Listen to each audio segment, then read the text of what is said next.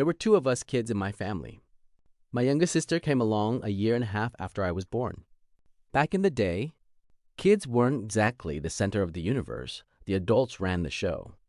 Throwing a full-blown tantrum in the middle of the grocery store or out on the street, it just didn't cross our minds, no matter how old we were.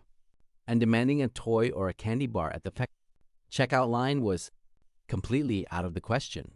But at home, oh boy, that was a different story.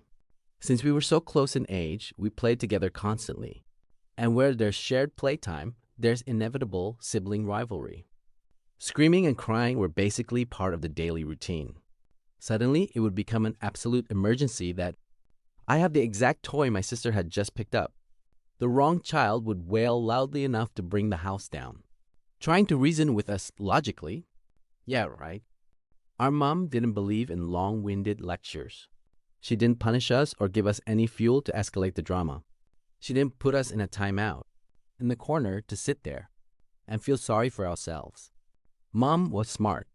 She had a completely different playbook. She would start by validating our feelings. Do you want to play with that doll too? Wah, she won't let me have it. Are you feeling sad? Do you need to cry about it? All right, that's fine. Go ahead and cry. Go sit in the kitchen and cry. How much time do you need? 5 minutes or 10? 10. Wah. Okay, I'm setting the kitchen timer. When the buzzer goes off, the crying is over. I vividly remember how that felt. It completely took the fun out of it. It's one thing when you get yelled at and grounded that makes you want to show the whole world how unfairly you're being treated. But here, you were explicitly granted permission to cry your eyes out. The minutes dragged on, the tears miraculously dried up, and the timer ticked by at a snail's pace.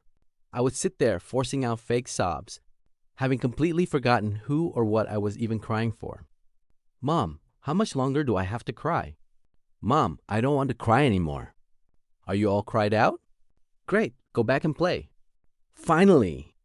I'd sprint back to the playroom, completely forgetting about the toy that started World War Ill in the first place.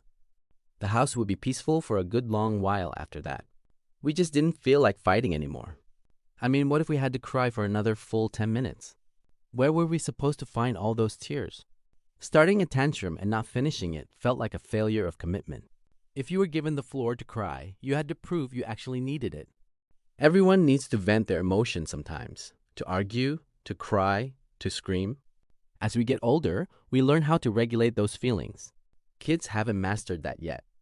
Mom was basically conducting an orchestra. On one hand, she gave us a safe space to cry it out and release the stress. On the other hand, she set a hard boundary, preventing a minor temper tantrum from turning into a full-blown, uncontrollable meltdown. I ended up using this exact same parenting hack on my own kids years later. It worked every single time, like clockwork.